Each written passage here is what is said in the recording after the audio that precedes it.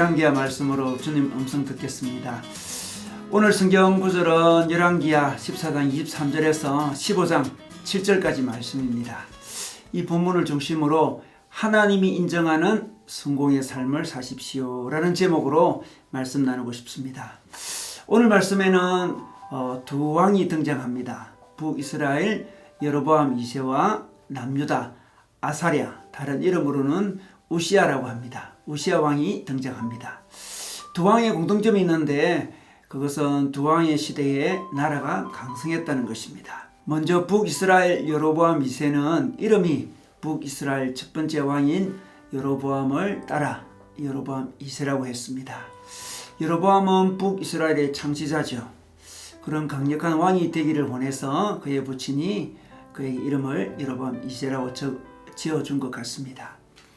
실제로 여로보암 2세는 41년 동안 나라를 통치했는데 가장 오랫동안 통치한 왕입니다. 그리고 이때가 북이스라엘이 가장 넓은 영토를 회복하고 경제적으로도 부강한 시대였습니다. 다윗과 솔로몬 시대의 땅을 거의 회복했습니다. 그래서 세상 역사로 보면 북이스라엘 역사상 가장 찬란한 역사를 기록한 그런 왕이었습니다. 그런데 여로보암 41년의 통치를 성경에서는 24절에 단 한 줄로 평가합니다. 그는 주님 보시기에 악을 행했다고 합니다. 이스라엘로 죄를 짓게 한 여로보암의 죄에서 떠나지 않았다고 합니다. 그리고 북이스라엘의 창시자 여로보암을 그대로 본받았다고 평가하고 있습니다. 일반 역사의 평가와 하나님의 평가는 이렇게 다른 것이었습니다. 그는 여로보암의 죄를 따랐습니다. 더 나아가 그대로 본받았다고 하고 있습니다. 그러면 여로보암 2세의 구체적인 죄는 무엇이었을까요? 그는 자신과 백성을 하나님을 예배하는 자리로 이끌지 못했습니다. 이스라엘은 하나님의 나라라는 것을 기억하지 못했습니다. 하나님의 통치가 드러나는 나라로 만들지 못했습니다. 하나님의 사랑과 정의를 보여주지 못했습니다. 대신에 북이스라엘은 빈부격차가 심했습니다. 부자가 가난한 자를 억누렀습니다. 부자들의 사치가 극에 달했습니다. 그 당시 선지자 나실이라는 사람이 있었는데 여로보암 2세는 그에게 포도주를 억지로 먹게 하고 그 선지자로 하여금 예언하지 못하게 했습니다. 그리고 그 당시 선지자 나실이라는 사람이 있었는데 그에게 여로보암 2세는 포도주를 억지로 먹이고 그 선지자로 하여금 예언하지 못하도록 했습니다. 하나님 말씀을 거부한 거죠. 하나님 말씀에 대해서 소홀한 것을 넘어서서 양심에 찔리는 말씀, 자신을 직면하게 하는 말씀을 아예 듣지 않았습니다. 말씀에서 아예 떠났습니다. 세상의 부를 누리는 것에 치중했습니다. 하나님이 주신 이스라엘의 정체성, 사명을 잃어버린 거죠. 그는 세상적으로 뛰어난 왕인지 모르지만 당시 북이스라엘이 강성한 나라인지 모르지만 하나님의 평가는 달랐습니다.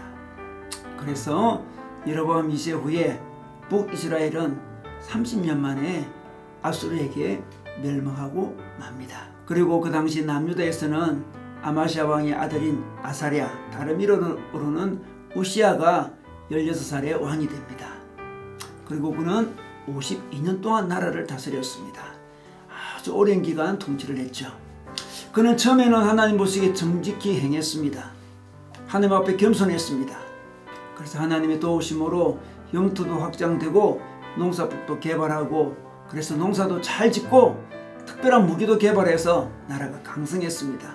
경제도 국방도 튼튼했습니다. 부국강명의 나라가 되었던 거죠. 그런데 그가 나라가 번영하자 교만한 마음이 생겼습니다.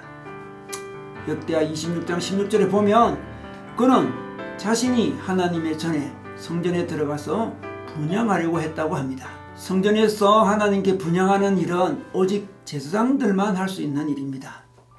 그러나 그는 자신의 정치적인 힘으로 자신이 직접 분향하려고 한 것입니다. 제사장 역할까지 하려고 한 것입니다. 이것은 영적인 교만이었습니다. 여러분, 인간의 교만의 최절정은 바로 영적인 교만입니다. 그가 직접 제사장 역할을 하려는 순간 하나님은 그에게 문둥병을 내리십니다. 그는 문둥병에 걸려서 성전에 들어가지도 못하고 왕위에서도 물러가고 남은 생애를 별궁에 갇혀서 홀로 외롭게 지내는 비참한 최후를 맞이하게 됩니다. 여러분, 영적인 교만이라는 게 무엇일까요? 그것은 바로 자신의 힘으로 하나님께 나아가려고 하는 것입니다. 다른 종교에서 자신의 노력으로 돌을 닦아서 신의 자리에 올라가려고 하는 그것이 바로 영적인 교만인 것입니다.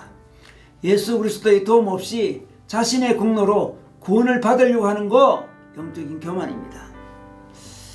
오늘날 우리가 경험하는 영적인 교만은 또 무엇일까요?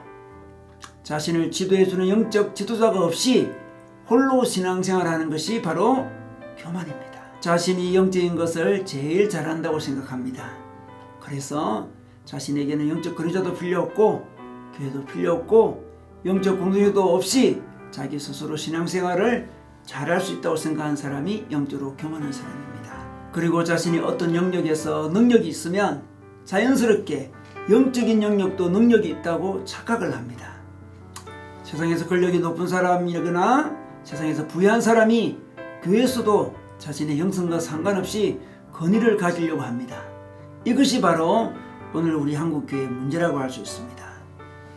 자신이 어느 영역에 뛰어나다고 해서 지적인 영역, 경제적인 영역, 전문 분야의 어떤 영역에서 능력이 있다고 해서 영적인 영역에도 자동적으로 뛰어난 사람이 되는 것은 아닌 것입니다. 교회 생활 오래 했다고 해서 영적인 영역의 리더십을 가질 수는 없는 것입니다. 여러분, 요즘 영적으로 교만하지 않습니까? 자신의 힘으로만 신앙생활을 하려고 하지 않습니까? 자기 혼자 성경 읽고 신앙서적 보고 홀로 유튜브를 통해서 신앙생활을 하려고 하지 않습니까? 여러분이 아무리 인간적인 업적, 인간적인 성취가 있더라도 하나님의 평가는 다른 것입니다. 하나님 앞에 겸손하지 않으면 실패한 인생입니다.